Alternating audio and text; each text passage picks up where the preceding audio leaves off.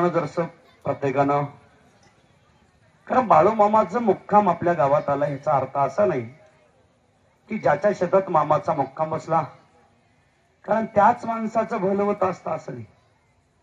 जगाचं भलं करण्यासाठी जगाचा जगन्नाथ आपल्या जगाचं कार्य करण्यासाठी निघालेलं आहे. की असंही नाही ज्या कुळामध्ये भगवंतानं जन्म घेतला की त्याच कुळाचा भगवंत उद्धार करतोय असंही नाही. किंवा जो मामाच्या संगतीमध्ये वावरतो आणि तो श्रीमंत आहे म्हणून श्रीमंतालाच देव पावतोय असं बी नाही ध्यानात ठेवायचं. देवाला संत असो किंवा देव असो, संत किंवा देव त्या ठिकाणी तो गरीब आहे का श्रीमंत बघत नाही, तो जातीचा आहे का परजातीचा आहे तेही बघत नाही, किंवा त्या ठिकाणी तो शेतमालक चांगला आहे का वाईट आहे का तोही बघत नाही. कारण तो शेतमालक असो किंवा तो कुठल्याही समाजाचा असो किंवा किती श्रीमंत असो किंवा गरीब असो, देव त्यांच्या अंतकरणातला फक्त विश्वास बघतो, त्याच्या अंतकरणातला भाव बघतो, त्याची भावनिकता बघतो. आणि आपण परमात्मा करत असताना प्रत्येकानं जरा समजून घेतलं पाहिजे. परमात्मा करतो आपण, आपल्याला वाटतं पांडुरंगाच देव आहे, काही जणांना वाटतं महादेवच देव आहे, काही जणांना वाटतं रामच देव आहे, काही जणांना वाटतं विष्णूच देव आहे, काही जणांना वाटतो तिरुपती बालाजीच देव आहे. हे अनेकाचे विचार वेगळे आहेत. काही जणांना वाटतं खंडोबाच देव आहे, काही जणांना वाटतं बिरोदेवच देव आहे. पण एक लक्षात ठेवा, प्रत्येक देवाचा अवतार कार्य होऊन अनेक दिवस झाले, अनेक दिवस. कारण त्या अनेक भगवंतानं ह्या पृथ्वी तलावर अवतार कार्य करून अनेक दिवसाखाली त्यांचा अवतार आणि कार्य त्यानं करून ह्या पृथ्वी तलावर आपलं, कारण जगाला मी एक देव आहे त्याची जाणीव करून दिली. कारण ज्यावेळेस देव आणि संत जन्माला आले म्हणजे का त्यांना देव म्हणून लगे लगे पूजल्या जात नाही. देव आणि संत कळतात केव्हा, जेव्हा ते समानदिस्त होतात, जेव्हा आपल्यातून ते समानदिस्त होतात तेव्हा आपल्याला वाटतं की तर महादेव देव होता, पांडुरंग देव होता, ज्ञानेश्वर माऊली देव होते, श्रीकृष्ण देव होता, विष्णू देव होता. कारण त्याने खरोखर लक्ष्मी माता ही देवी होती. हे अनेकाची ओळख आपल्याला ज्यावेळेस त्यानं समान दिसत होतात त्यावेळेस कळतो. पण देव ओळखायला तेवढं तुम्ही आम्ही फार पुण्यवान नाही, एक लक्षात ठेवा. फार आपण पुण्य कमवून देव आणि संत बद्दल महत्व आणि चारित्र्य परिपूर्ण माहिती आहे असं बी आपल्यात नाही, एक लक्षात ठेवा. देव ओळखासाठी योग्याच्या खुणा योग्याला कळतात, संताच्या खुणा संताला कळतात आणि देवाच्या खुणा देवाला कळतात. कारण आपण माणूस आहे तर माणसाचं महत्व माणसालाच कळतं. कारण हे आपण प्रत्येकानं समजून घेतलं पाहिजे आणि त्या विचारानं आपण राहिलं पाहिजे. आज आपण बाळूमामापाशी आलो, मामाची सेवा करतो, मामाची भक्ती करतो, मामाच्या बकऱ्या आपण आपल्या गावात आल्या. कारण एक ध्यानात ठेवलं पाहिजे की आपण संत आणि देवाची संगत करत असताना किंवा नदीचं किंवा गंगेची संगत करत असताना तुम्ही त्या ठिकाणी कितीही गंगा असो किंवा नदी असो त्याच्या मुळाचा जर तपास आपण त्या ठिकाणी त्याची मूळ कुठं आहे जर त्याचा तपास केल्यानं त्याचा मुळाचा तपास आपल्याला लागत नसतो, एक लक्षात ठेवा. किंवा एखादी वेळेस संत आणि देवाच्या कुळाचा जर तपास लावला ना आपण, तपास संत आणि देवाच्या कुळाचा तपास, कारण त्याला संत आणि देवाच्या कुळाचा तपास कधीच लागत नसतो, एक लक्षात ठेवा. म्हणून त्याच्यासाठी देव आणि संताचं कुळ तपासल्यानं भक्ती घडत नसते किंवा संगत घडत नसते, पुण्यही वाढत नसते किंवा परमात्मा घडत नसतो.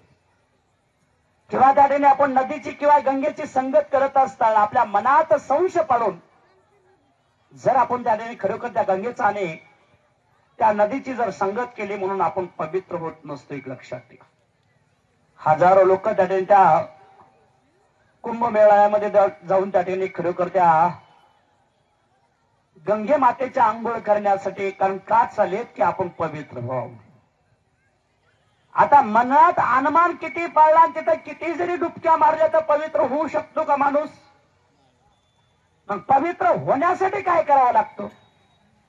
त्याला विचार पवित्र करावा लागतात, त्याचा भाव पवित्र करावा लागतो, त्याचा विश्वास खंबीर करावा लागतो, तेव्हा तो पवित्र होतो. फुकट पवित्र व्हायला का देव काय प्रत्येकाला पवित्र करायचंच का आदमी गुत्त घेऊन बसलेला नाही, एक लक्षात ठेवा. संत आणि देव पवित्र करण्यासाठी, प्रत्येकाला पवित्र करण्यासाठी, करून घेण्यासाठीच बसलेले आहेत.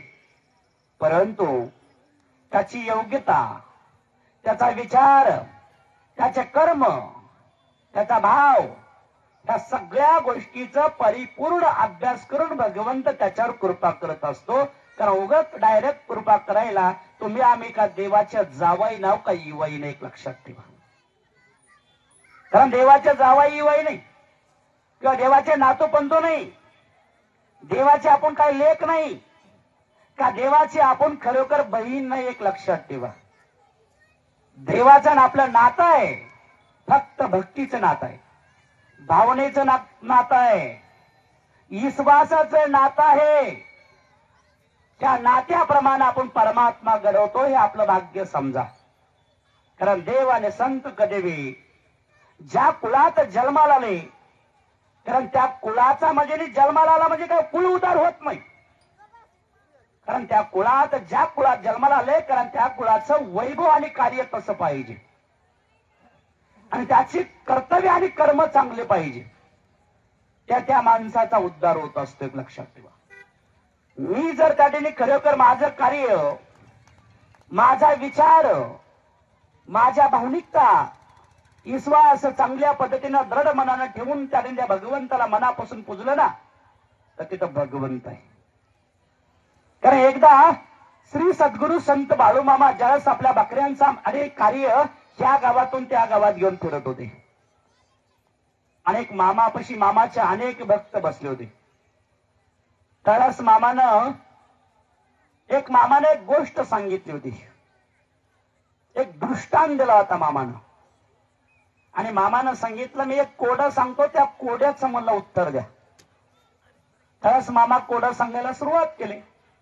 मामानं सांगितलं, एक राजा होता. कोण होता? राजा.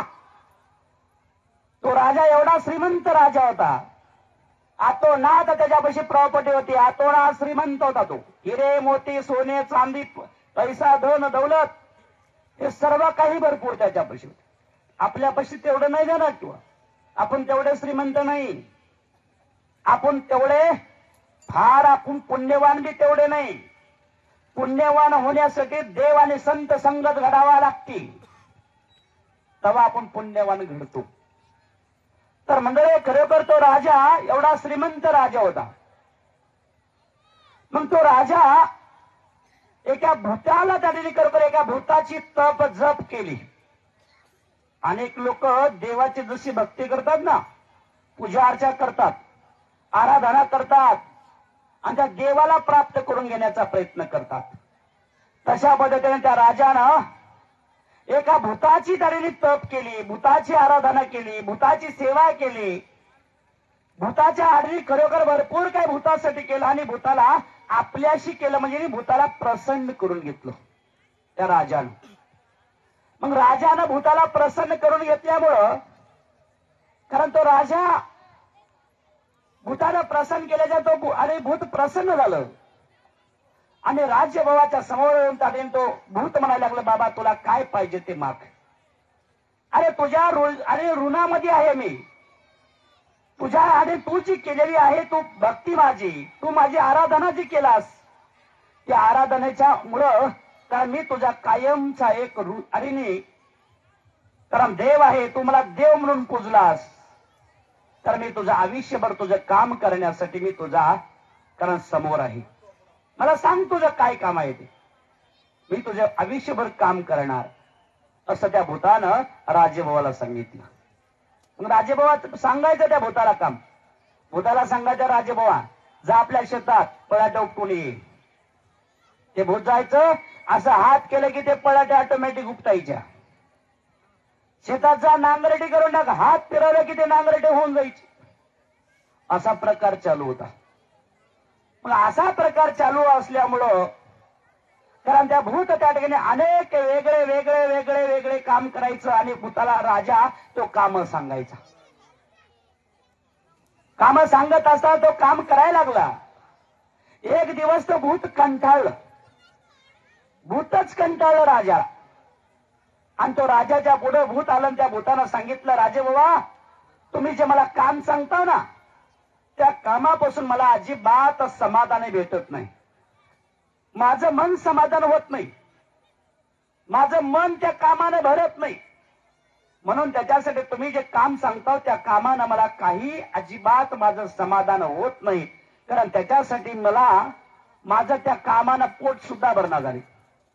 त्याच्यासाठी तो राजेबाबाला भूत म्हणायला लागलं राजेबाबा आता तुम्ही जर मला कायमचं काम आणि कायमचं काम जर नाही दिलं आणि त्या कामानं जर नाही पोट भरलं तर राजाला ते भूत म्हणायला लागलं मी तुम्हालाच खाल्याशिवाय राहणार नाही. प्रसन्न कोण करून घेतलं होतं? तप कोण केली होती? त्या राजानं भूताची. भूताला प्रसन्न त्या राजानं करून घेतलं होतं. आणि त्या राजाला ते भूत म्हणायला लागलं की त्या ठिकाणी जर त्या ठिकाणी माझी भूक किंवा माझं मन समाधान नाही झालं तर मी भूत म्हणायला लागलो त्या राजेबाबाला मी तुला खाल्याशिवाय राहणार नाही. तर त्याला असं म्हणलं खरोखर राजेबाबा विचारामध्ये पडला काय करावं आता. कारण एक लक्षात ठेवा ज्यावेळेस त्याने तो राजेबाबा विचारामध्ये पडल्याच्या नंतर राजेबाबांना डोकं लावलं. भूत ज्यानं प्रसन्न करून घेतलं तोही फार पुढे हुशार होता, चाणक्य होता तो.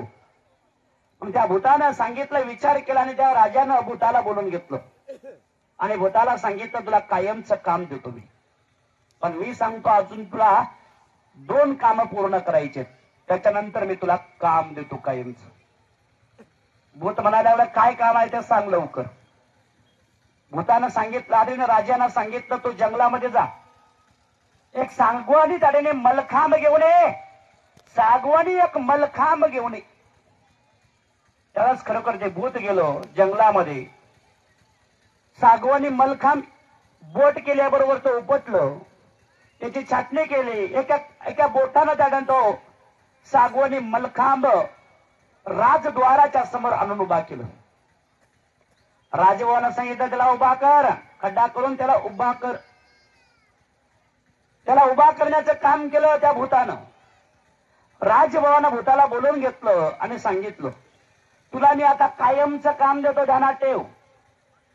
ज्या दिवशी कारण एक लक्षात ठेव तुला कायमचं काम देतोय मी जेव्हा हाक मारलं ते काम सोडायचं माझ्याकडे यायचं, माझं काम झालं की परत तुझ्या त्या कामाला जायचं. त्यावेळेस राजभवानं सांगितलं कारण त्याला सांगितलं तो भूत म्हणला काय काम आहे? काहीच नाही म्हणला. ह्या मलखांबाच्या बुडाला बसायचं बुडाला आणि बुडावणी शेंड्याला जायचं, शेंड्यावणी खाली यायचं कारण त्याने खालीहून वर जायचं. हे तुझं कायमचं काम आहे ध्यानात ठेव. आणि मी हाक मारलं की हे काम सोडायचं आणि माझ्याकडे यायचं. माझं काम झालं की तिथं जायचं, बुडाला बसायचं, बुडावणी शेंड्याला जायचं, शेंड्यावणी बुडाला यायचं. हे तुझं कायमचं काम असं त्या भूताला सांगितलं. भूतानं राजानं त्याने खरोखर काम सांगितलं. भूत आपलं काम करायला लागलं आणि राजाही हाताने आपले काम करून घ्यायला लागला. त्यावेळेस मंडळी खरोखर मामानं सांगितलं माझं कोड आहे. काय? हे मी सांगितलेलं आतापर्यंतच कोड आहे. त्या कोड्याचं उत्तर द्या असं मामानं आपल्या भक्तांना सांगितलं. त्याच्यातला एक मामाचा भक्त चातुर होता, हुशार होता तो.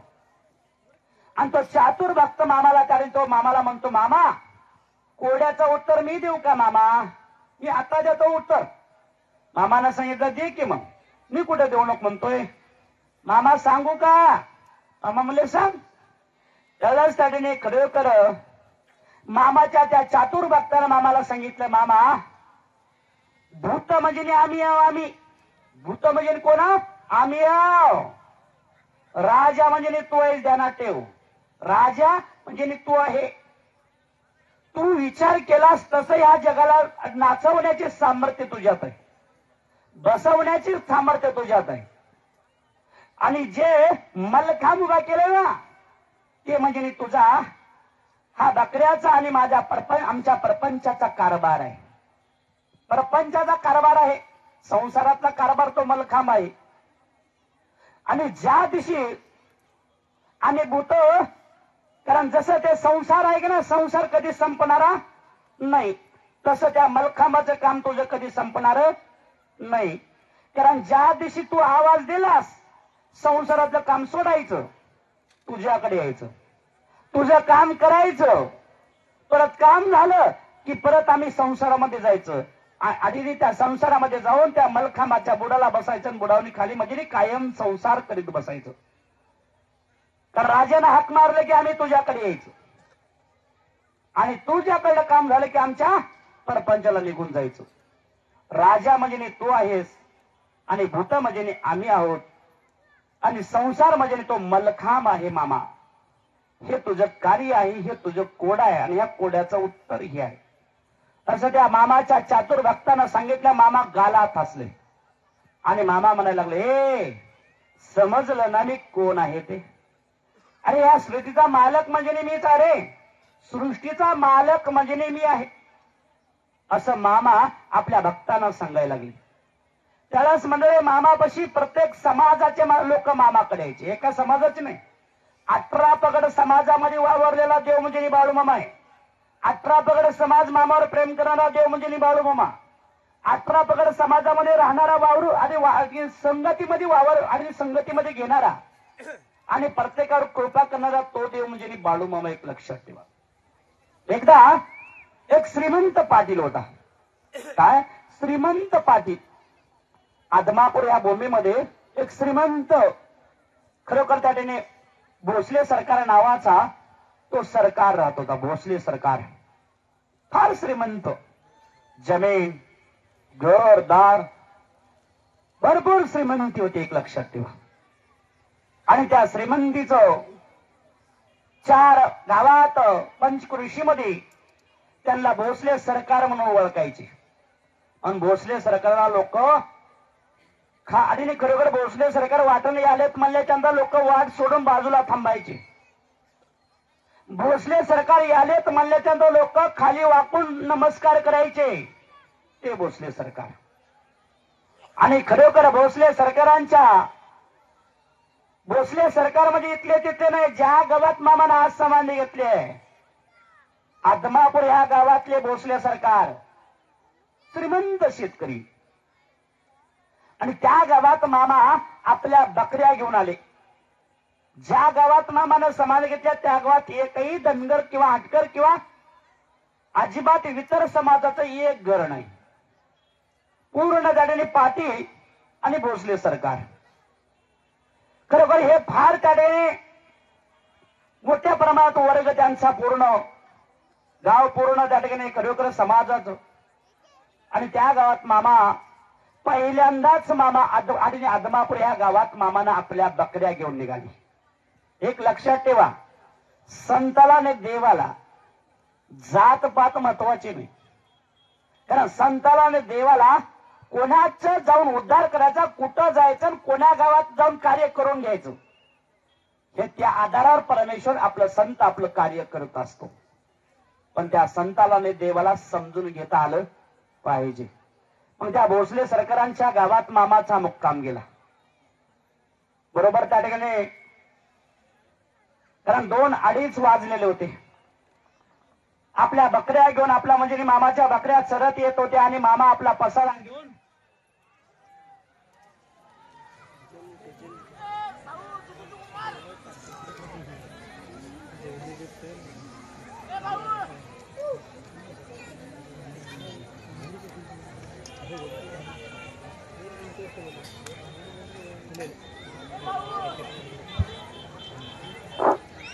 तर मंडळी खरोखर बाळू मामा आपल्या बकऱ्या घेऊन मरगोबाईच्या मंदिरापाशी बसली होती. मरगोबाई म्हणजे कळती का बघा? आपल्या भागामध्ये मरगोबाईला मरेमाय म्हणतो बघा. काय म्हणतो? मरेमाय. मरेमाय म्हणून आपण तिची पूजा अर्चा करतो. आणि बाळू मामा मरगोबाईच्या मंदिरापाशी आपल्या बकऱ्या घेऊन बसले होते. आणि भोसले सरकारांना आवड फार शिकारीची होती. शिकार म्हणजे कळते ना, अनेक लोकांना कळते, अनेक लोकांना कळत नाही.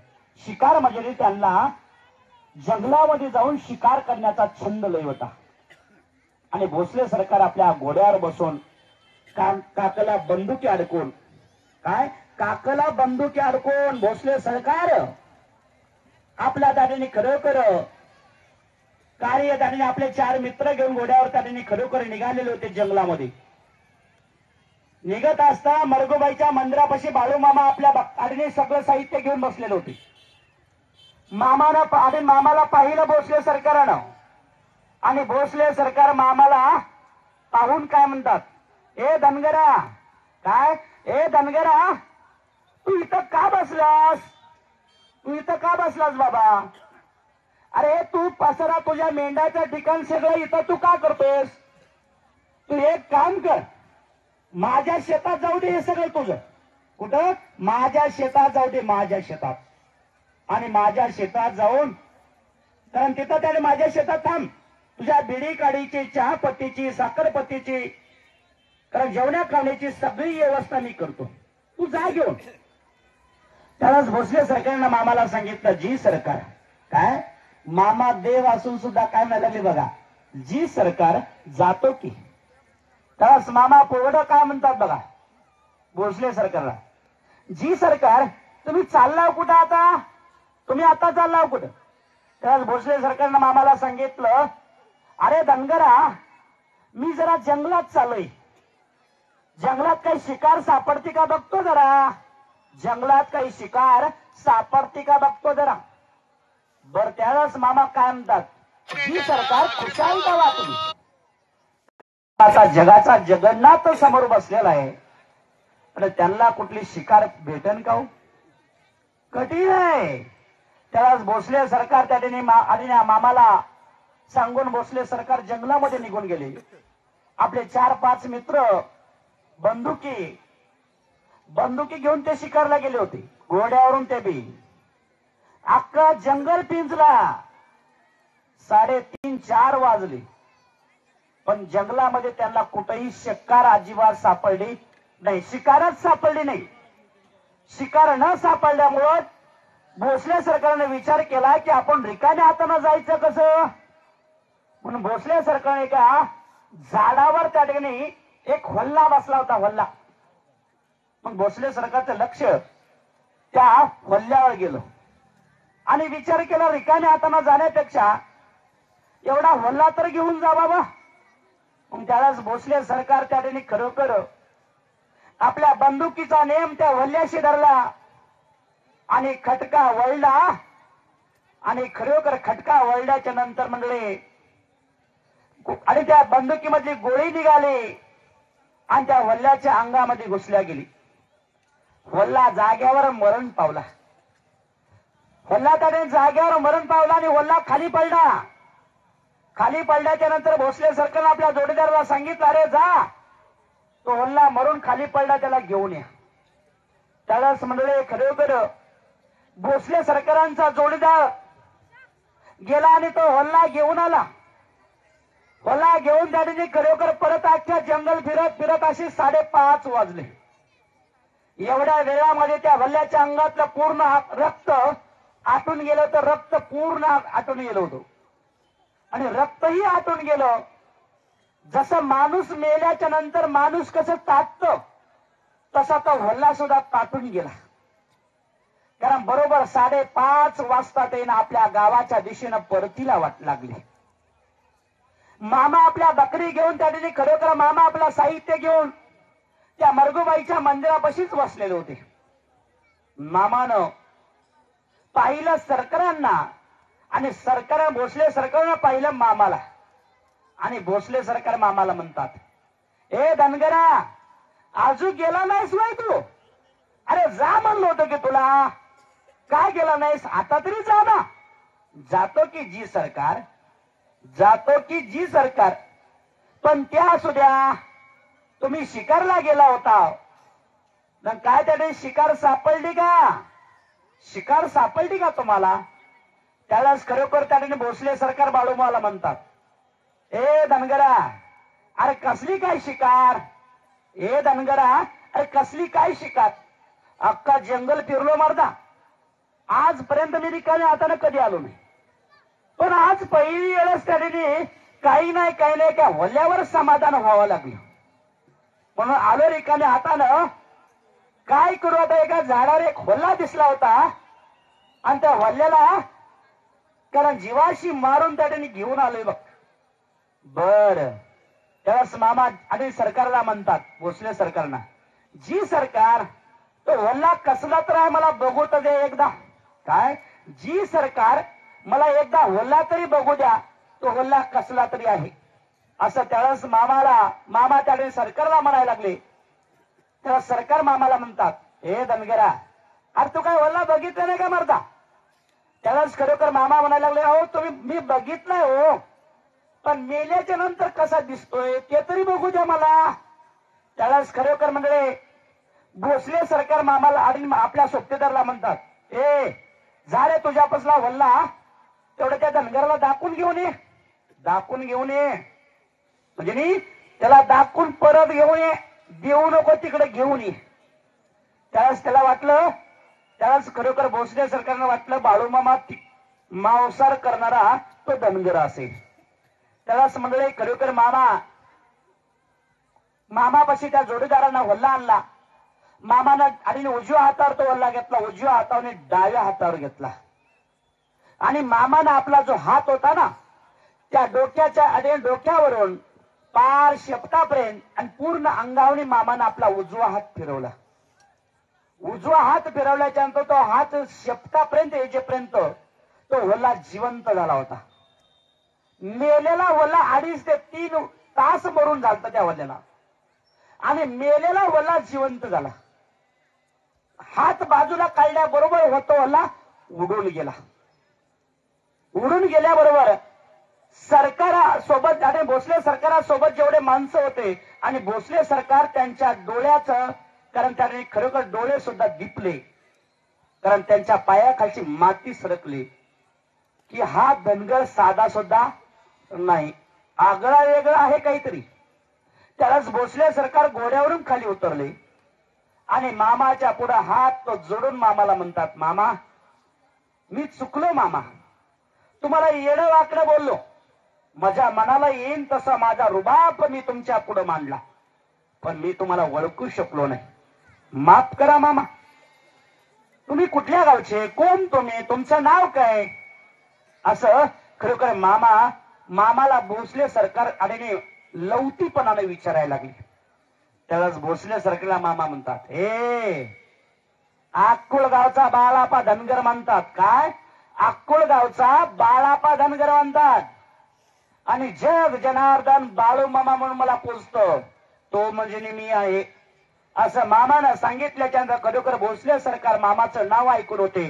त्यावेळेस भोसले सरकारनं हात जोडल्याने मामाला नमस्कार केला आणि मामाला सांगितले, मामा चूक झाली, मी तुम्हाला ओळखू शकलो नाही, मला माफ करा, वटीत घ्या मामा.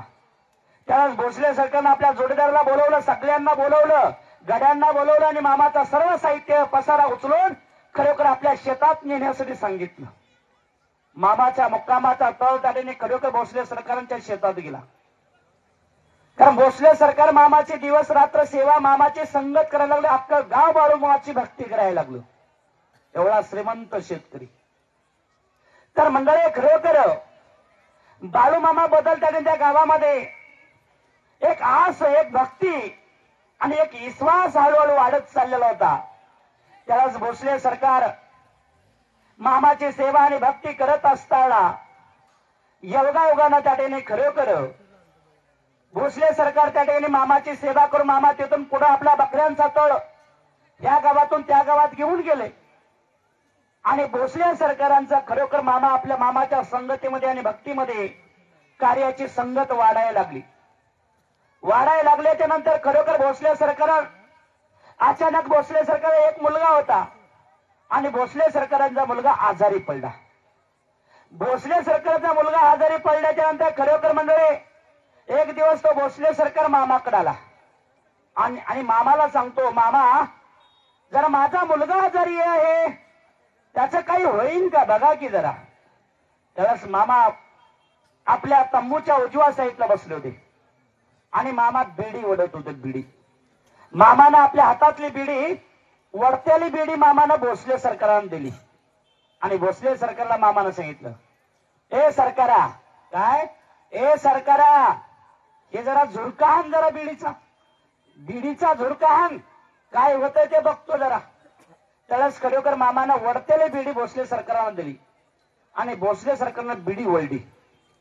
बिडी वळल्याबरोबर भोसले सरकारनं ठसका लागला. ठसका लागल्यावर भोसले सरकारला मामानं सांगितलं, हे सरकारा, तू ज्या माध्यमातून माझ्याकडे आलास ना, त्या माध्यमातून तू घराकडे जा. तू घरी जा म्हणतोय की. तो भोसले सरकार मामाला म्हणतोय, मामा अहो मी तुमच्याकडे आलोय, माझा मुलगा आजारी आहे म्हणून मी तुमच्याकडे आलोय आणि तुम्ही मला घरी जा म्हणतोय की मी तुमच्याकडे कोडं घेऊन आलोय मामा. अरे मी सांगतोय ना तुला घराकडे जा म्हणतोय, तू घरी जा. त्यावेळेस भोसले सरकार समजून न घेत असल्यामुळं त्यावेळेस भोसले सरकारला मामानं सांगितलं, सरळ सरळ सांगून दिलं, अरे सरकारा, तुझा लेक गेला रे. काय तुझा लेक गेला, तू जा घरी. भोसले सरकार घरी आला तर त्यावेळेस खरोखर भोसले सरकारांचा मुलगा स्वर्गवासी झाला होता. एक लक्षात ठेवा, भूत भविष्य वर्तमान काळ, भूत भविष्य आणि वर्तमान काळ त्रिकाळाचं ज्ञान ठेवणारा तो म्हणजे मामा. कारण पाताळ पृथ्वी आणि स्वर्ग या त्रिकाळाचं ज्ञान ठेवणारा तो म्हणजे मामा. सकाळ दुपार आणि संध्याकाळ, कारण बालपण तरुणपण आणि म्हातारपण त्रिकाळाचं ज्ञान ठेवणारा तो म्हणजे मामा. त्या मामाची संगत तुम्ही आम्ही करतो, एक लक्षात ठेवा. त्यावेळेस भोसले सरकार घरी आल्याच्या नंतर बघितलं त्या मुलगा आधी स्वर्गवास झालेला होता. मुलाची विद्या पूर्ण झाली, पण भोसले सरकारावर आणि भोसले सरकारांचा मामावर विश्वास दृढ होता आणि तो भोसले सरकार मामाची सेवा भक्ती करत राहत होता. त्यावेळेस परत भोसले सरकार मामाच्या संगतीत राहून मामाला तो भोसले सरकार म्हणतोय, मामा अहो एवढी जमीन, एवढा पैसा आणि हे सगळं अडका काय करू मामा. माझ्या वंशाला एखादी दिवा दे, एखादी मुलगा दे. तू जगाला देतोस ना, मग मला बी दे एखादी मुलगा. त्यावेळेस भोसले सरकारला मामा म्हणायचे, हे सरकारा, अरे धरून सोड की. काय धरून सोड, बघूच पुढचं पुढे. मामा भोसले सरकार शब्द देत नव्हते की देतो म्हणून, धरून सोड बघूत काय होतंय ते. त्यावेळेस अनेक दिवस निघून गेले. एक दिवस भोसले सरकार मामाकडे आला आणि मामाला सांगितलं, मामा तू मला मुलगा वंशाला दिवा देतोस का नाही सांग मला. त्यावेळेस भोसले सरकारला मामा म्हणतात, ए सरकारा, अरे ते असू दे, मी सांगतो तेवढं ऐकतोस का तू. त्यावेळेस भोसले सरकार मामाच्या पुढे हात जोडून मामाला म्हणतो, मामा तुम्ही काही सांगा हो, ते सगळं करतो मामा बघा. त्यावेळेस मामानं सांगितलं, हे सरकारा, मी ज्या दिवशी तुझ्या घराच्या घरी आलं, तुझ्या गावात आलं किंवा तुझ्या घराच्या समोर आलं, त्या टायमाला मी हाक मारे, त्या टायमाला माझ्या हाताला धरून घरात नेशीन का रे. घरात नेशीन का, मी हाक मारला तेव्हा माझ्या हाताला धरून घरात नेशीन का. असं म्हणल्याच्या नंतर भोसले सरकार मामाला हात जोडून म्हणतात, मामा अहो तुम्ही कधी यावं, तुमच्यासाठी माझं दार अखंड उघड आहे. कारण तुमच्यासाठी मी काही करेन मामा, आणि तुम्ही कधी या. कारण मामा आपल्या बकऱ्या घेऊन कर्नाटक पट्ट्यात निघून गेले आणि एक दिवस मामा आपल्या बकऱ्या कर्नाटक पट्ट्यात ठेवून मामा खरोखर महाराष्ट्रामध्ये आले आणि आदमापूर या गावात मामा आले.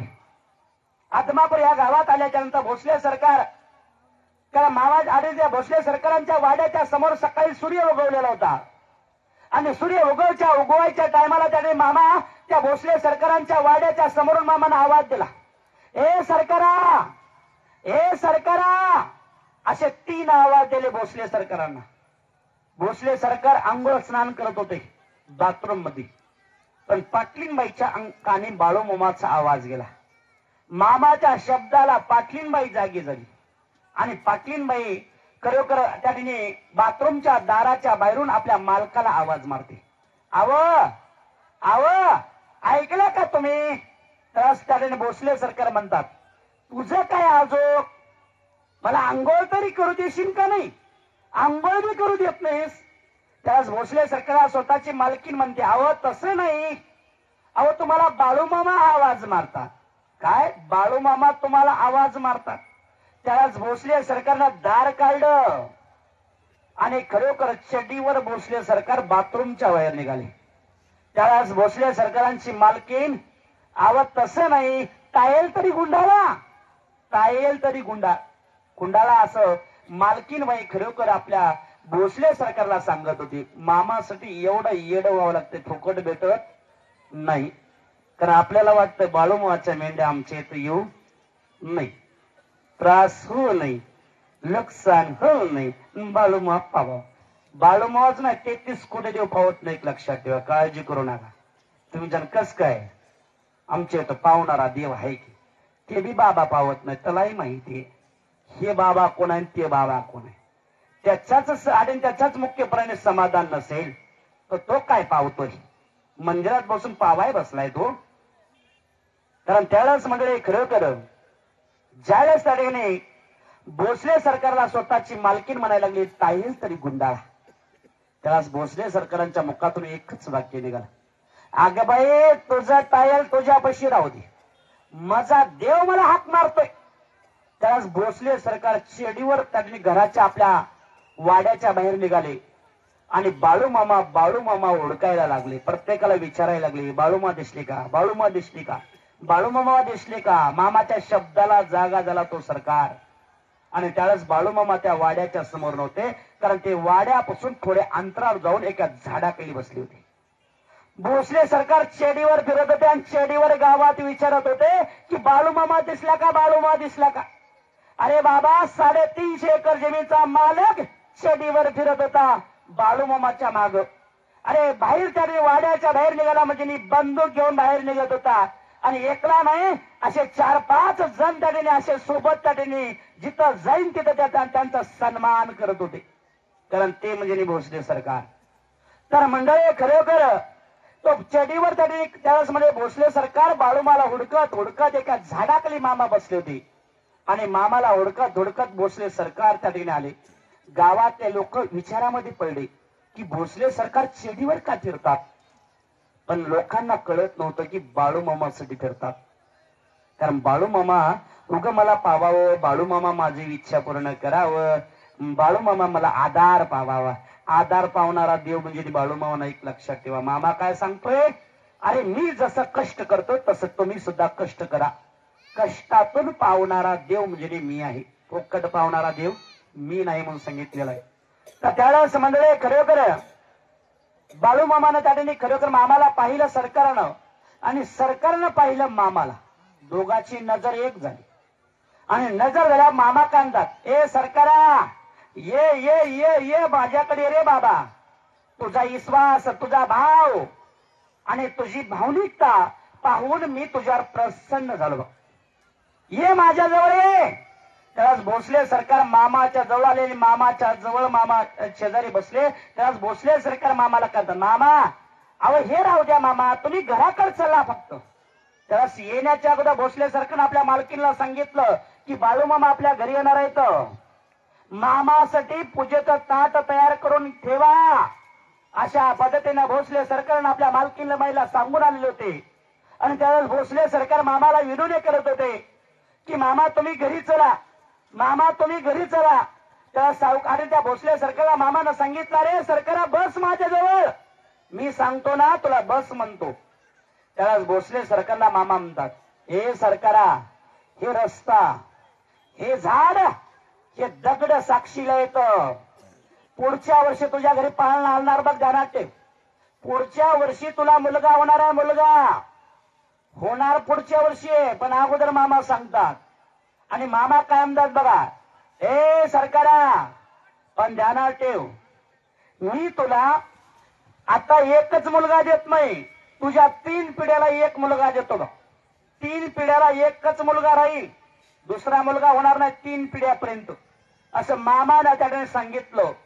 आणि भोसले सरकार मामाला म्हणतात, मामा हे राहू द्या, तुम्ही घरातच चला. त्यावेळेस मामा उठले आणि खरोखर मामा घरी आले भोसले सरकारांच्या मालकीनं दोघा पती पत्नीनं मामाच्या पायावर पाणी टाकलं, मामाच्या पायाला हळद कुंकू लावलं, मामाला आरती ओवाळली आणि मामा घरात आले.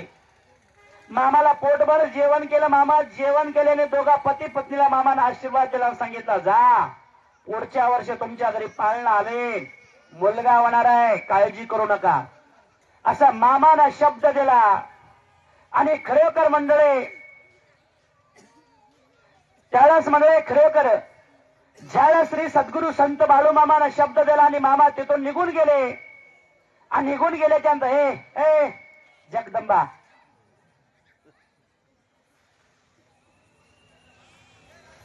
तर त्यावेळेस मंडळी खरोखर त्या भगवंतानं शब्द दिला आणि मामा निघून गेले. कारण मामाच्या मुखातला शब्द खोटा व्हायचं म्हणलं तर सूर्याला सुद्धा दिशा बदलला तो म्हणजे नि मामा. कारण त्यावेळेस मामाना शब्द दिला, मामा निघून गेले. मालकीन महिला जातीने पाटलीन महिला एवढा कोणा दिवस गेले, दिवसा मागून दिवस ओलांडले. आणि बघता बघता खरोखर भोसले सरकारना मुलगा झाला. मुलाच्या नावाची साखर वाटण्यात आला. आनंद झाला भोसले सरकारांना. आणि भोसले सरकार हा बाळूमाचा निष्ठावंत भक्त झाला. त्यावेळेस मंडळी आपलं कार्य मामा करत असता भोसले सरकार एक दिवस मामा आदमापूर आले. आणि भोसले सरकारला मामाने विचारलं, सरकारा अरे ही जमीन कोणाची आहे, ही जमीन कोणाची आहे, हे एवढी जमीन कोणाची आहे. तेव्हा भोसले सरकारनं मामाला सांगितलं, अरे मामा ही माझीच आहे बघा, कुठवर बी बघा माझीच जमीन आहे. त्यावेळेस भोसले सरकारला मामा म्हणतात, ए सरकारा जन्मता का सोबत घेऊन आलतास का रे, काय जन्मता का सोबत घेऊन आलतास का तू. त्यावेळेस भोसले सरकारनं आपला शब्द वळवला. आणि भोसले सरकार मामाला म्हणतात हात जोडून, मामा हे माझं नाही बघा, हे सगळं तुमचं आहे, माझं काहीच नाही, पण तुम्हाला काय पाहिजे मामा. अरे सरकारा याच्यातला मला चदभर तुकडा पाहिजे रे, तू देणार का, चदभर तुकडा पाहिजे, देणार का तू. त्यावेळेस भोसले सरकार मामाला म्हणतात, मामा तुम्हाला चदभर तुकडा कशाला पाहिजे. अरे ते कशाला पाहिजे, काय म्हणून पाहिजे, काय चाललं का मी येड आहे म्हणून भोबा टाकलोय. अंबाबाई उचल त्या लेकराला तिकडे जाऊन खेळ. कोण आहे त्याची आई, कोण आहे बाळा. तर मंडळी खरोखर त्यावेळेस भगवंतांना सांगितलं, अरे ह्याच्यातला मला चदभर तुकडा दे. त्यावेळेस भोसले सरकार मामाला म्हणतात, मामा तुम्हाला चदभर तुकडा कशाला पाहिजे, तुम्हाला कशाला पाहिजे. त्यावेळेस मामाला उद्देशून मामा कांदात, हे सरकारा मला तिथं बाळांतीन व्हायचं रे, बाळांतीन व्हायचं म्हणून चदभर तुकडा मागतो, देणार का तू. अहो मामा चदभर कशाला, अहो तुम्ही सांगचान तेवढं देतो, चदभर काय होईल, चदभरामध्ये काय होणार आहे मामा. मला चदभर तुकडा पाहिजे, देणार का सांग. तर त्यावेळेस भोसले सरकार मामाला म्हणायला लागले, मामा तुम्ही फक्त ठिकाण दाखवा, ती जागा तुमची, पण बाळांतीन व्हायचं म्हणजे याचा अर्थ आम्हाला कळला जरा. त्यावेळेस बाळूमामा म्हणतात, मला तिथं समाधी घ्यायची रे, समाधी, म्हणून मला ते चदभर तुकडा मागतोय. बरं असं म्हणता मामा, अहो चदभर कशाला, 10-12 एकर रान देऊन टाकतो. मला 10-12 एकर नको रे, चदभर दे, चदभर देणार का सांग. त्याला सरकारनं मामाला सांगितलं, मामा कारण तुम्हाला जेवढे पाहिजे तेवढे देतो. त्यावेळेस मामानं खून दाखवून दिले आणि सांगितलं, ती जागा मला दे, चदभरच दे, मला जास्त नको, फक्त चदभर दे, मला फक्त पाऊल ठेवायपुरती जागा दे, बाकी मला नकोय, असं मामाला सांगितलं. आणि खरोखर सरकारनं ती जागा मामाला देऊन टाकली. तो मामाचा निष्ठावंत भक्त झाला. एक दिवस बाळूमामा आपल्या बकऱ्या घेऊन ह्या गावातून त्या गावात बकऱ्या घेऊन फिरत होते. मग आदमापूर मधले काही भक्त म्हणजे बाळूमामाकडे आले. त्या गावाला पाणी भेटत नव्हतं. ज्या आदमापूर मध्ये मामाला समाधी घेतली की नाही, त्या गावात पाणी सुद्धा प्यायला भेटत नव्हतं, त्या गावात पाणी सुद्धा प्यायला भेटत नव्हतं. एवढी परिस्थिती वीक होती, एवढं माळ रान होतं पूर्ण. मग गावातले लोक मामाकडे आले, मामाला सांगितले, मामा आमच्या गावात पाऊस नाही किंवा पाणी नाही मामा, आणि ढोरा गुरांना सुद्धा प्यायला पाणी नाही, माणसाला सुद्धा प्यायला पाणी नाही. मग आमच्या गावातले लोक पाणी पाणी करून तरसायला लागलेत, आणि ढोर वासरं सुद्धा पाणी पाणी करून तरसायला लागलेत. त्यावेळेस मामा म्हणले, मला काय विचारता, मला काय विचार लागला? अरे देवाला विचारा, संताला जाऊन विचारा, ते सांगतो तुम्हाला. एखाद्या आरोग्याच्या लोकांना आणि शासकीय लोकांना विचारा, मला काय विचारायला लागला? मी का देव आहे का? अहो मामा तसं नाही, तुम्ही आमच्यासाठी देव आहोत म्हणून विचारतोय मामा. आमच्या डोळ्यागुरांना पाणी नाही म्हणून. त्यावेळेस मामा काय म्हणतात, हे विचारला की आता मग सांगतो तेवढा ऐका, विचारला की सांगतो तेवढा ऐका. ए तुझ्या आदमापूरच्या गावला, तुझ्या आदमापूरला एक नदी नाही रे, दोन दोन नद्या वळसा घालून जाणार, काळजी करू नको. दोन दोन नद्या तुझ्या गावाला वळसा घालून जाणार आहेत, काळजी करू नकोस, असं मामानं सांगितलं. मग त्या गावातल्या लोकांना वाटलं मामाकडे आलेले आता प्यायला पाणी नाही, आणि मामा म्हणतात वळसा नद्या घालून जाणार आहेत. आता कुठल्या नद्या येणार आहेत आमच्या गावाला? तर त्यावेळेस खरोखर मामानं सांगितल्याच्या नंतर काही दिवसाला त्यांच्या तिथं काम चालू झालं. कोणतं? मोठे मोठे 2 तळ्याचे तलावाचे 2 कॅबिन त्यांच्या गावाला यायला लागले, आणि एक एकूण आणि एक एकूण जायला लागलं. तर दोन्हीकून 2 कॅबिन जायला लागले. त्यावेळेस त्या मामाचा शब्द, कारण त्याने 3 वर्षाला त्यांना खरा वाटला. विचार करा, भूत भविष्य वर्तमान काळ संतांना देवाला नसतं त्याचं बांधतो म्हणजे मामा. तर मामानं सांगितलेल्या पद्धतीनं आज त्या गावाला पाणी पाणी आहे म्हणजे एक लक्षात ठेवा. आज त्या गावामध्ये जिकडं बघचान तिकडे हिरवा गद गद गद गद शालू आणि जो असतो तो शालू चढवलाय मामानं पूर्ण गावाला.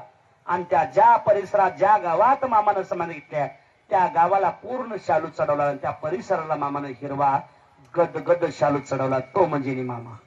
कारण मामा म्हणजे नुसता मामा नाही, कारण मामा जे बोलेन ना ते सत्य होत होतो, तो म्हणजे मामा.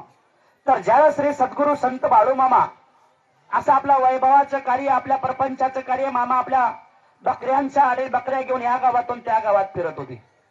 एकदा एका गावामध्ये बाळूमामा आपल्या बकऱ्या घेऊन आले, आणि त्या गावात एक श्रीमंत शेतकरी होता. एवढा श्रीमंत शेतकरी होता की तो आतोनात होता.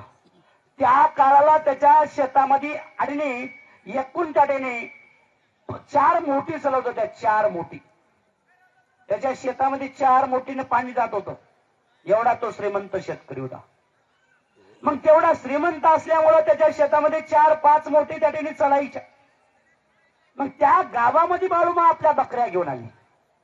गाव सगळं बाळूमाकडे यायचं, आणि तो श्रीमंत शेतकरी बाळूमा बद्दल निंदा करायचा. बघा ते धनगर त्या ठिकाणी मेंढ्याला चारा पाणी भेटावं म्हणून लोकांना गोड गोड बोलावे. काय? लोकांना गोड गोड आपल्या मेंढ्याला चारा पाणी भेटावं म्हणून गोड गोड बोलावे. आणि आमच्या गावातले लोक येडे झाले, निघाले त्याच्याकडे, अशी निंदा करायला लागला. 1 दिवस झालं, 2 दिवस झालं, ह्याचं काही तोंडच बंद होईना झालं. 3ऱ्या दिवशी सुद्धा ह्याचं असंच चालू आहे बाळूमा बद्दल. बाळूमा असा करतो, तसा करतो, फलाना करतो, काळजी करतो, मेंढ्याला चारा पाणी भेटावं म्हणून लोकांना भुलवण्याचं काम करतो, असं बाळूमा बद्दल बोलायला लागलं. 2 दिवस झाले पूर्ण. 3रा दिवस मामानं ठरवलं आता ह्याला काहीतरी आपल्याला करावं लागेल. मामानं 3रा डोळा उघडला, आणि मामानं ठरवलं तर ह्याला काम लावलं पाहिजे. मग त्यांना खरोखर त्याने मामानं ठरवलं. त्या दिवशी मंडळी खरोखर 1 मोठ त्याची हिरीमध्ये ऑटोमॅटिक कोसळली, न काही करता पडली विहीर. आणि मोठ विहिरीमध्ये त्यानं माणसं जमा करून, माणसं रोजचे कारागीर सगळे बोलून ती मोठ वर काढली. त्याला वाटलं ना पडली असं, 1 पडले, ती काढली की 2री पडली, ती काढली 3री पडली, 3री काढली की 4थी पडली. बारी चालू झाली. त्याला मोठी काढण्यामध्ये बसवण्यामध्ये इकडे सगळे कामाला माणसं लागली, मोठी सगळ्या बंद. मग ह्या मोठी अशा पडवल्याच्या नंतर सारख्या मोठी पडायच्या, सारख्या मोठी. 2 दिवस झालं बेजार, 3 दिवस झालं बेजार मोठी काढण्यामध्ये, 4 दिवस झालं मोठी काढण्यामध्येच बेजार, 4 म्हणता 5 दिवस झालं मोठी काढण्यामध्येच बेजार. हे ना 6 दिवस चलन, 6व्या दिवशी डोसक्याला हात लावला. या मोठी काय पडायच्या थांबल्याच नाही. ह्याला डोसक्याला हात लावला. पहिला काय ताप लागला मला. हे मोठी चलायच्या सोडून काढीतच बसावं लागलं, बसवीतच राहावं लागले, आणि पडतच राहायला लागले. नेमकं झालंय काय आपल्या इथं त्यालाही कळना झालं. त्यानं डोसक्याला हात लावून बसले आणि त्याने मामानं त्या मामाची निंदाच करायची बंद झाली नाही, ह्याला मोठीच काढायचं पडलं. ह्यानं कुठे बाळूमाच्या नावानं खापरं फोडायला लागलं. आता खापरं बंद झाली आणि मोठी पडायला लागली. ह्याला ह्याच्या बुद्धीला काम लावलं मामानं कायमचं. तर त्यावेळेस मंडळी खरोखर एक दिवस तो शेतकरी, त्याने मोठा श्रीमंत शेतकरी होता, तो डोसक्याला हात लावून बसलाय हिरीच्या काटाला. आणि त्याचा मित्र बाळूमाचा भक्त, त्यानं मामाला आणि त्या खरोखर त्या आपल्या मित्राला पाहिलं आणि मित्राला विचारलं, हो पाटील, अहो डोसक्याला हात लावून का बसला? अहो डोसक्याला हात लावून का बसला? अरे काय सांगू बाबा, 5-6 दिवस झाले नुसत्या मोठी काढण्या बसवण्यामध्येच बेजार आहोत. आणि त्या मोठीमुळे त्याने माझं शेत वाळून चालय. पाणी न दिल्यामुळं माझं शेत वाळून चालय. पण आता काय करू, सुधारणा झालंय. मोठी काढले की पडायला लागल्यात, मोठी काढले की पडायला लागल्यात, मोठी काढले की पडायला लागल्यात. अरे सगळ्या मोठी बंद आहेत बाबा माझ्या, आणि त्याच्यामुळं माझं शेत पूर्ण वाळून चालय. मग त्यावेळेस त्या मामाच्या भक्तानं सांगितलं, अहो पटेल, अहो आपल्या गावामध्ये बाळूमामा आलेत. कोण आलेत? आपल्या गावामध्ये बाळूमामा आलेत. जरा बाळूमामाकडे जाऊन या की, मामा करतील काहीतरी मार्ग. तर त्यालाच भोसले आणि तो पाटील त्यानं थोडा विचार केला मामाबद्दल आणि त्यानं ठरवला, खरंच आहे मला बाईला एवढं गाव चालय, आपण जाऊन विचारून आपल्या मोठीचं काही लागतंय का सूत्र.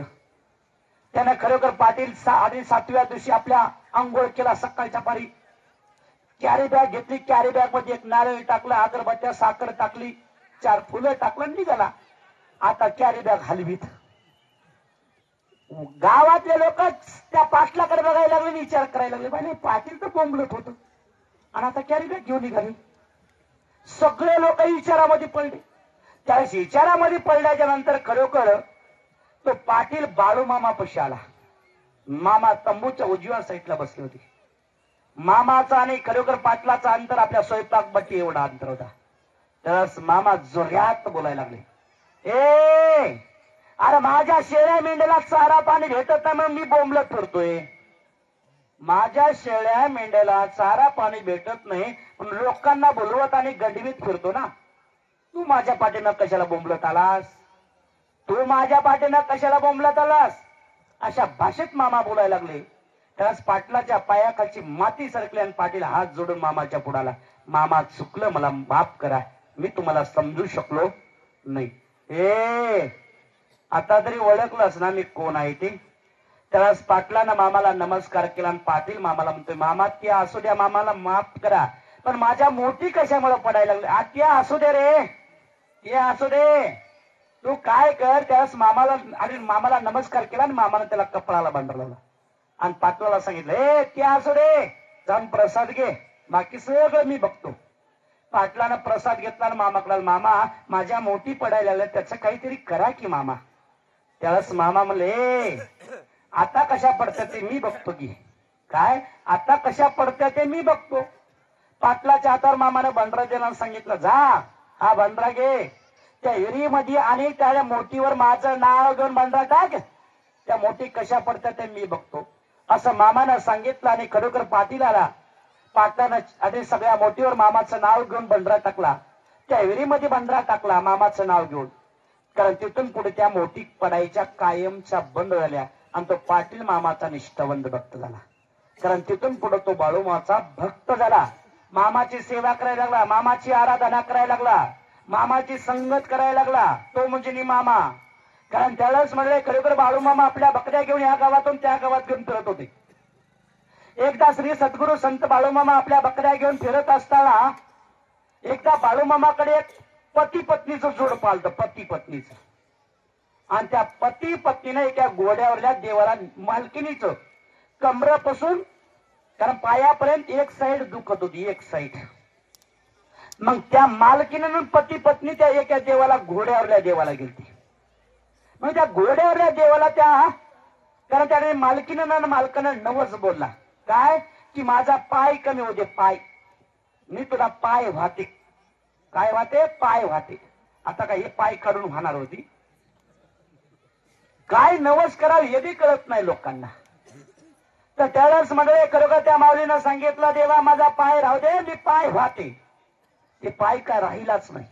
मालकीनं मालकाला सांगितलं, अहो आपण घोड्यावरल्या देवाला नवस केलाय व, आणि ते नवस फेडूत मालक मला त्याने नवस काय केलीस? काही नाही, पाय वाहती. कोणता?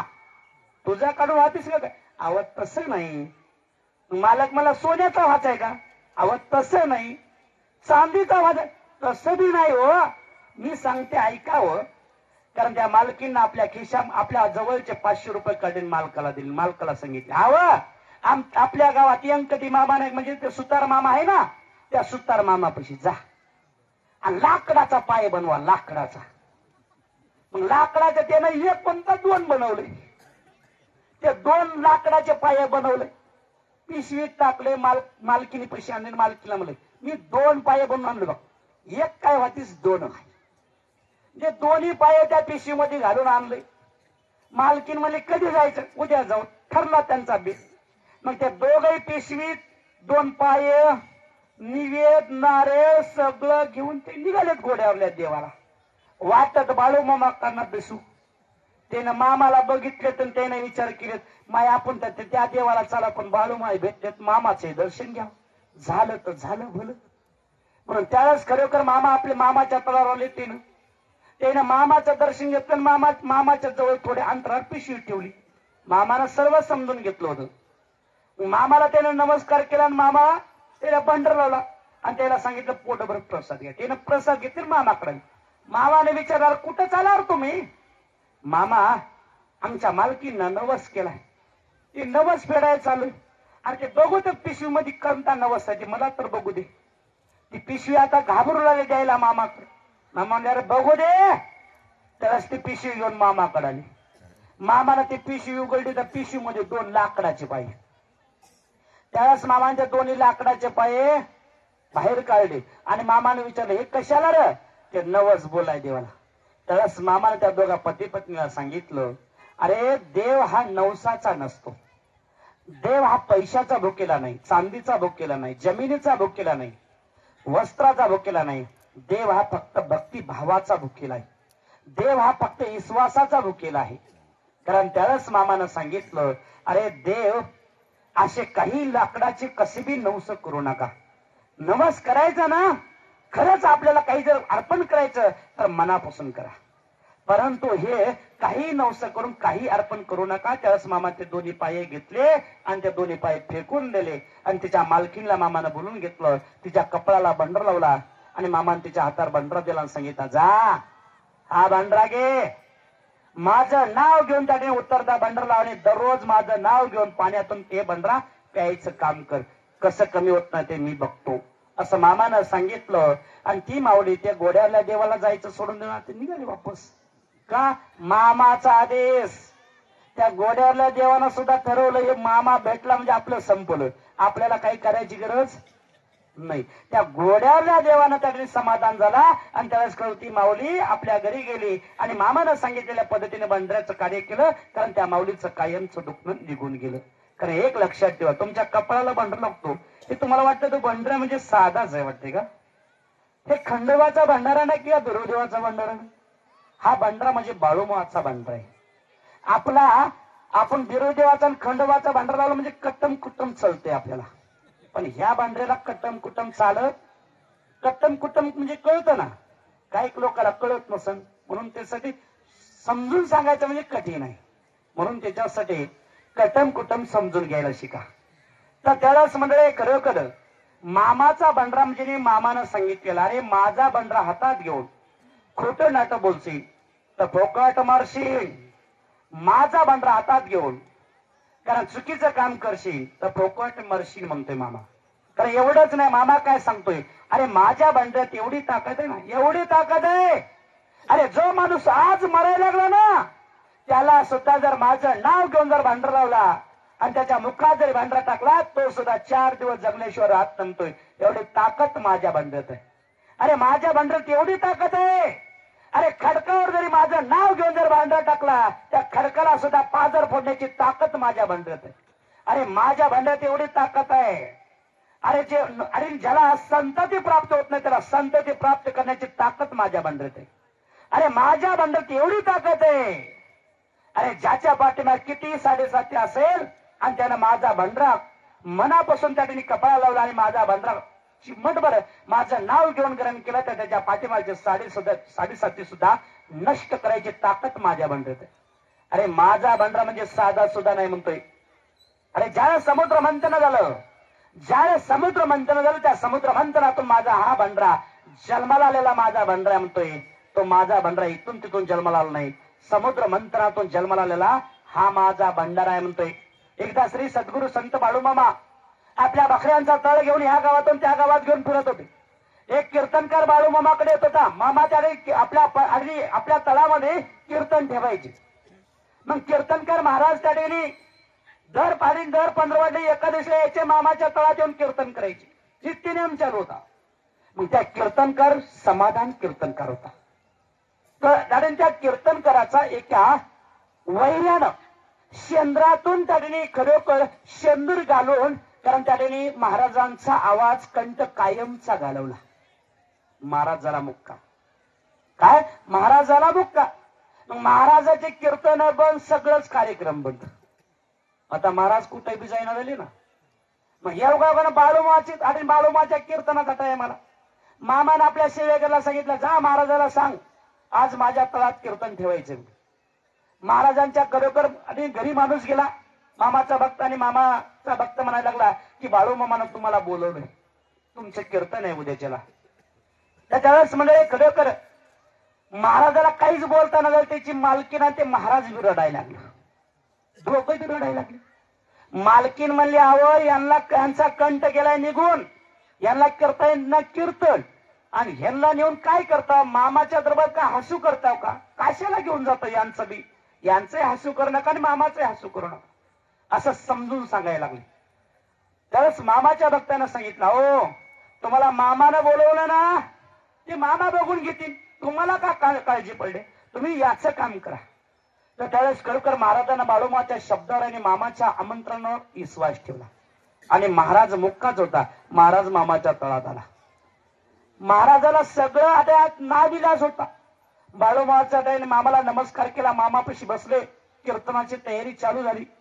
आता कीर्तन उभा बी केलंय. आता महाराज भक्त उभा टाकायचे, पण महाराज रडायला लागले, अरे मी कसं कीर्तन करू, मला काही कीर्तन करता येत नाही, काही नाही बाबा, आता कसं करायचं. त्यावेळेस मामा त्याने महाराजाला म्हणतात, अरे बाबा तू का काळजी करतोयस, तू जा ना, बघतो मी काय करायचं. मग महाराज उभा टाकले गादीवर.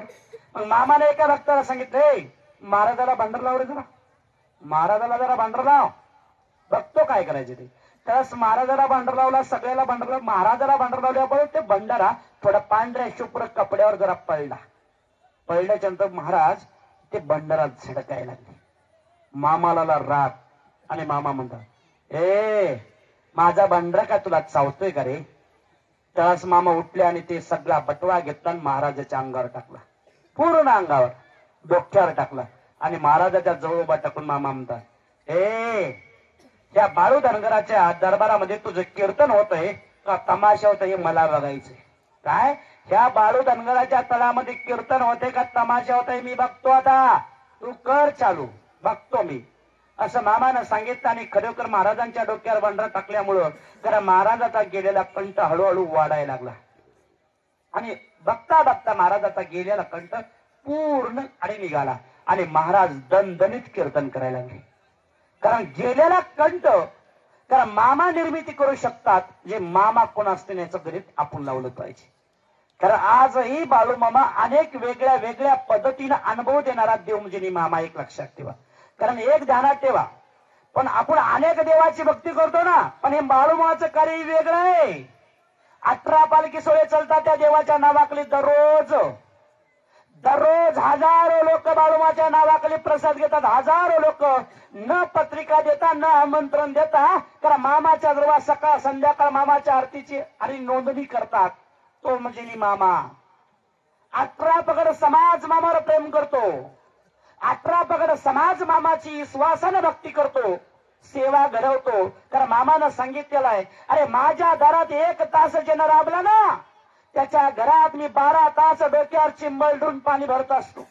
अरे ज्यानं 12 तास माझ्या डोक्यावर माझ्या परपंचामध्ये राबतो, त्याच्या घरामध्ये 24 घंटे मी डोक्यावर चिंबल ठेवून पाणी भरतो.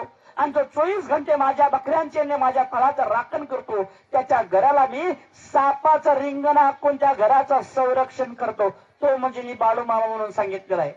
त्या मामाची आपण आराधना करतो, त्या मामाची सेवा तुम्ही आम्ही करतो, ध्यानात ठेवा. कारण मामा ज्यावेळेस होते त्यावेळेस मामापाशी एक नुरमाबाई नावाची एक मुस्लिम समाजाची महिला होती. ती मुस्लिम समाजाची होती मंडळी, आणि तिनं लोण्याचा व्यापार करत होती. लोणी बाजारमध्ये घेऊन बसायची आणि ते लोणी घ्या, लोणी एका टोपल्यामध्ये लोणी घेऊन यायची ती, आणि त्याने आपल्या बाजारमधून बसून कारण त्या टोपल्याचं लोणी विकत बसायची. लोणी घ्या, लोणी घ्या कारण असा आवाज द्यायची, लोणी विकायची. एक दिवस मामा त्या बाजारामधून पुढे जात होते का पाटील भक्ताच्या घरी मामा, आणि भक्ताच्या घरी जात असताना ती नुरमाबाई जोरजोरानं ओरडत होती, आणि मामाच्या कानी तो नुरमाबाईचा आवाज पडला. मुस्लिम समाजाची होती महिला. मामाच्या कानी आवाज पडला. मामा वळून त्या आणि खरोखर त्या नुरमाबाईच्या जवळ आले आणि नुरमाबाईला सांगतात, ए नुरमाबाई, नावा सगट मामा बोलायला लागले. आणि मामा म्हणतात, ए नुरमाबाई, हे काय तू लोणी विकतेस? मी सांगतो त्या पद्धतीनं जर तू लोणी विकलीस ना, तुझं लोणी प्रत्येक राज्यामध्ये मागणी होईल, मागणी. राज्य तर सोड, पर देशामध्ये तुझ्या लोण्याची मागणी चालू होईल. पण मी सांगितले त्या पद्धतीने विकलीस तर त्यावेळेस ती नुरमाबाई हात जोडून मामाला म्हणते, मामा अहो तुमच्या शब्दाच्या पुढे जात नाही मामा, तुम्ही सांगावं आणि ते मी ऐकावं. त्यावेळेस त्या नुरमाबाईला मामा त्या नुरमाबाईला सांगायला लागले, ए नुरमाबाई, एक ध्यानात 1 रुपयाच्या पाठीमागे 4 आनेच कमवायचे, फक्त 4 आने कमवायचे 1 रुपयाच्या पाठीमागे. असं मामा त्या नुरमाबाईला सांगायला लागले. नुरमाबाईने मामाला हात जोडून मामाला सांगितले, मामा 1 रुपयाच्या पाठीमागे फक्त 4 आण्याचीच आशा मी करते. मामाला शब्द दिला, वचन दिलं, आणि आपल्या कार्याची सुरुवात करण्याच्या अगोदर नुरमाबाईनं बाळूमाकडे एक आशा केली. आणि नुरमाबाईनं बाळूमाला सांगितलं, मामा माझ्या पैशातून 1 कप फक्त चहा प्यावा तुम्ही, हीच माझी इच्छा आहे. मामानं सांगितले, ही इच्छा आहे ना, घेऊ नये. त्यावेळेस मामानं ते चहा ग्रहण केला आणि मामा पाटलाच्या घरी, खरोखर मामा आपला पाटील मामाचा भक्त होता, पाटलाच्या घरी त्याच गावात मामा कारण तिथं गेले, आणि ती नुरमाबाई सुद्धा त्याच गावची होती. त्यावेळेस मामा तिथं गेल्याच्या नंतर खरोखर मंडळी मामा तिथून आपल्या प्रपंचामध्ये मेंढ्यामध्ये निघून गेले. निघून गेल्याच्या नंतर खरोखर त्या नुरमाबाईने ठरवलं, 1 रुपयाच्या पाठीमागे फक्त 4 आने कमवायची, जास्त काही कमवायचं नाही. म्हणून त्या पद्धतीने ती लोणी विकायला लागली. जेवढं लोणी आणेल तेवढं लोणी विकून जायचं, त्याच्यापेक्षा जास्त आणलं तरी लोणी विकूनच जायचं. कारण तिचा धंदा वाढायला लागला. धंदा वाढत वाढत वाढत वाढत वाढत भरपूर तिचा धंदा वाढला. पैसा अतोनात वाढत गेला. पैसा वाढत गेल्यावर तिने 1 रुपयाच्या पाठीमागे 4 आण्याचीच आशातून कार्य करायची. असं चालू असताना खरोखर मंडळी एक दिवस त्याने नुरमाबाईने ठरवलं, जेवढं लोणी गेलं तेवढं लोणी जमा झालं तेवढं गेलं. नुरमाबाईने ठरवलं, त्या नुरमाबाईला त्या बाजारमध्ये येण्याची गरज लागणार झाली. नुरमाबाईला जाग्यावर बसल्या जाग्यावर लोक ऑर्डर द्यायला लागले, आणि लोणी त्या नुरमाबाई पसलं चांगलं 1 नंबर लोणी असतं म्हणून लोक लोणी मागून घ्यायला लागली. असा हा प्रकार चालू झाला.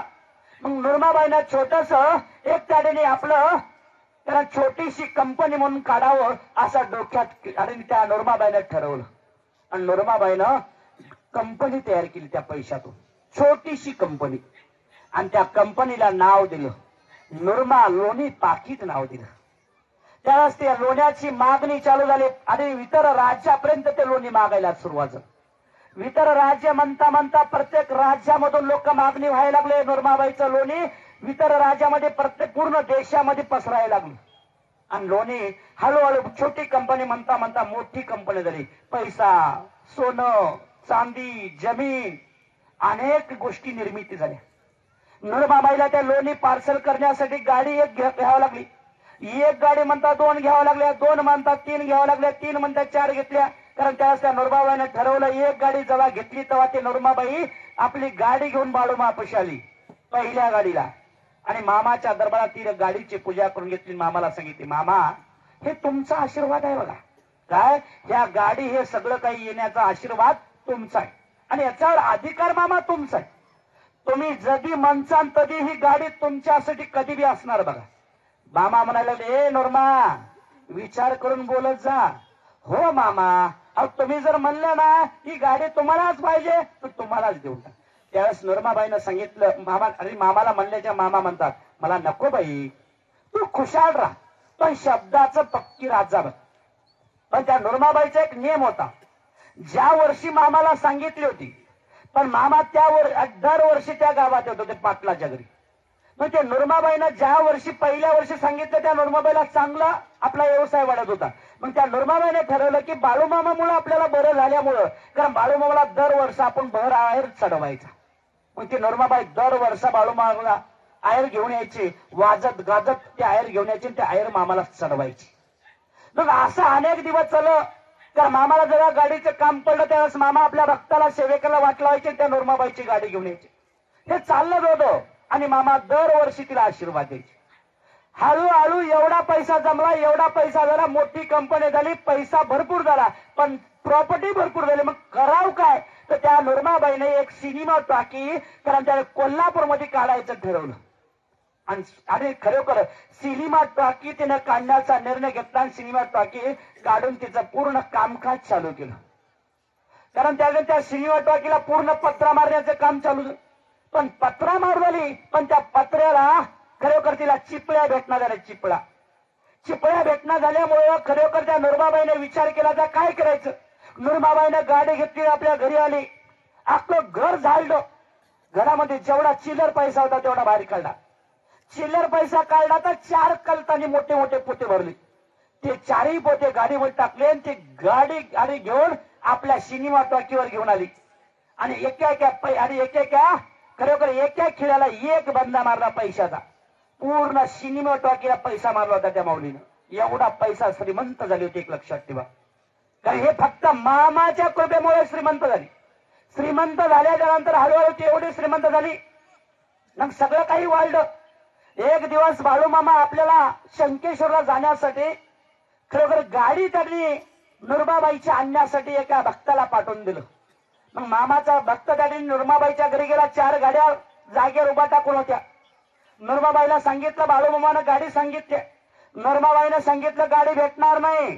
काय गाडी भेटणार नाही? विपरीत बुद्धी विनाशकार, यालाच म्हणतात, ध्यानात ठेवायचं. तर त्यावेळेस मामाला त्या नूरमाबाईने त्या मामाच्या भक्ताला सांगितलं गाडी भेटणार.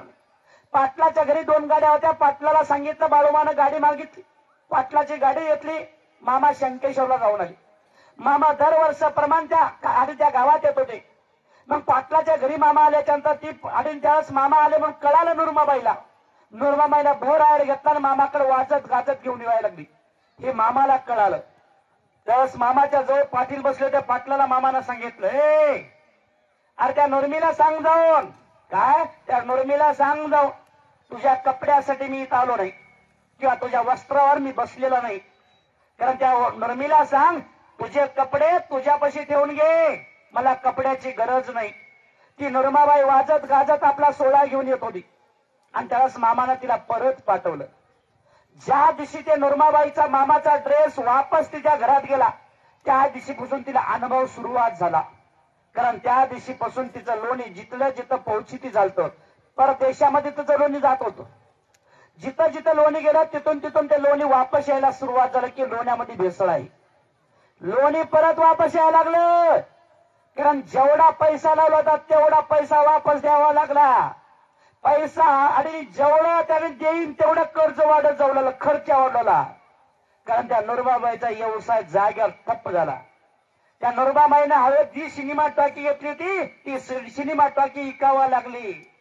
त्या सिनेमा टॉकीच नाही, तिनं जेवढं कमवलं होतं तेवढं गमवावं लागलं. आणि ज्या बाजारात बसत होते त्याच बाजारात टोपलं घेऊन बसावं लागलं.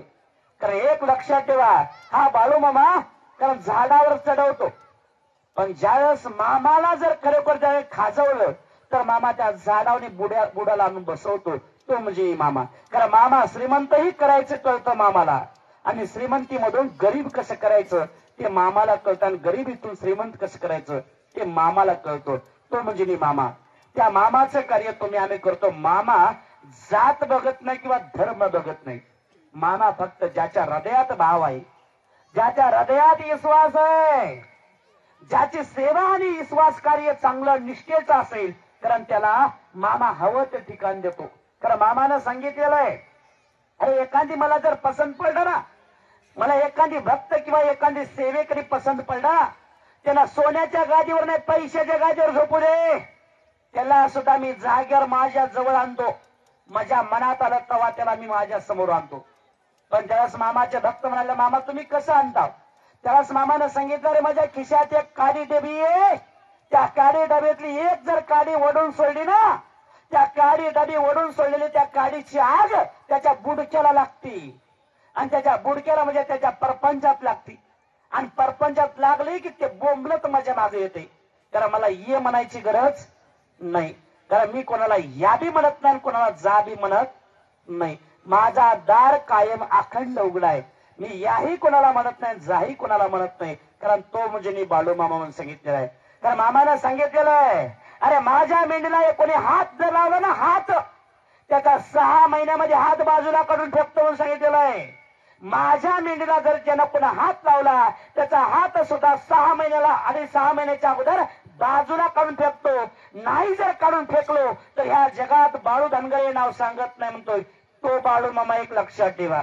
म्हणून जग जनार्दन आजही बाळू मामाच्या मेंढ्या म्हणलं की विचार करतो. कारण बाळू मामा म्हणजे एवढा सोपा देव नाही. कारण ज्याला सोपा वाटतो ना, कारण त्याच्यासाठी लय अवघड आहे. जेवढा सोपा आहे तेवढा अवघड आहे. म्हणून जग जनार्दन मामानं सांगितलेलं आहे, अरे माझ्या हाताळातला सुतळीचा तोडा जरी नेला ना, अरे त्याला सुतळीचा तोडा वापस आणून टाकायला होतो. जर त्याला सुतळीचा तोडा पचवता पचवता जरी स्वर्गवास झाला, आणि स्वर्गात गेला तर स्वर्गात जरी गेला तर शिडी लांब खाली आणतो, आणि ह्या माती जरी त्याला पुरलेला असेल तर कोथळीनं खोदून वर काढतो. पण त्याच्या हाडा मासापासून वसूल करून घेणारा हा बाळू धनगर आहे म्हणून सांगितलेला आहे. कारण बाळू मामा एवढा सोपा नाही, एक लक्षात ठेवा. म्हणून जग जनार्दन बाळू मामाच्या नावाची आराधना करतो, म्हणजे उग करत नाही. जगात त्याच वैभव 18 ठिकाणी चालवतो, कारण उग चालत नाही. जग जनार्दन विचारामध्ये आणि खरोखर नीतिमत्तेने मामाच्या आराधना करतो, तो म्हणजे मामा. कारण त्या मामाचे संगत तुम्ही आम्ही करतो.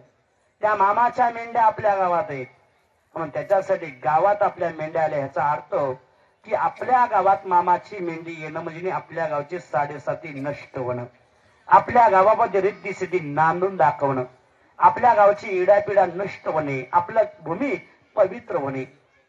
कारण जर बाळूमामाच्या मेंढ्या जर समाधान नसेल तर मामा समाधान नाही जाणार. ठेवा, तुम्हाला वाटत असेल बाळूमामा राहतील, पोटभर खाऊ घातलं म्हणजे आलेल्या लोकांना मामा खुश असेल.